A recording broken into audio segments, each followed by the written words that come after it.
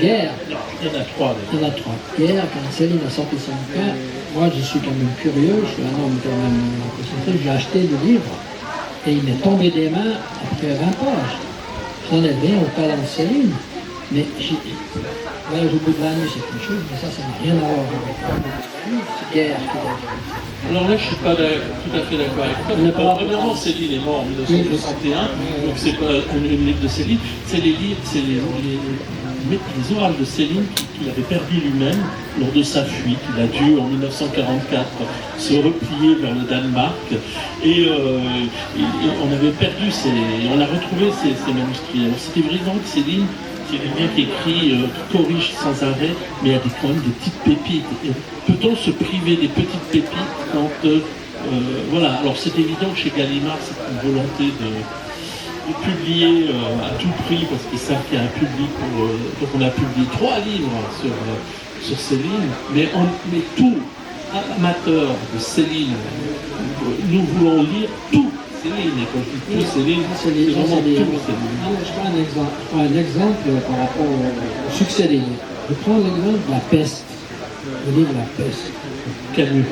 Qui n'a rien à voir avec la peste, je suis d'accord. Les compteurs des ventes ont explosé quand il y a eu le Covid, alors que ça n'a rien à voir. Parce que c'était du commerce, c'était rien d'autre. Ce titre impressionnait, interpellait les gens en disant La Peste, car finalement, quand ils découvrent le livre, ça n'a rien à voir avec la pandémie. Ça se passe à Orange, je crois, puis il y a quand même un petit fond nous allons passer à la phase 2 de cette rencontre que je remarque tonicuante, c'est sur les défis quand même de la publication. Et là, je me tourne parce que c'est l'édition indépendante, elle demande beaucoup d'énergie pour l'auto-éditer. Quelle est la tâche la plus lourde?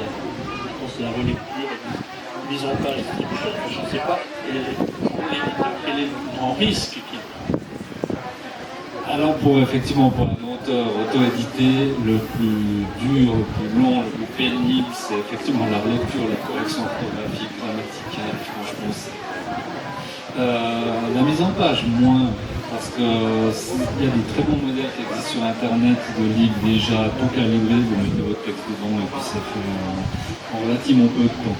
Donc non, c'est vraiment la correction orthographique, grammatique. Tout à l'heure, tu évoquais le recours à l'intelligence artificielle, mais aussi maintenant la tendance tout numérique. Publier sous la forme papier un livre qui peut être refait à chaque instant, où on peut corriger les coquilles dont tu parlais à tout moment, ça fait encore sens. Bien sûr, ma question est provocatrice.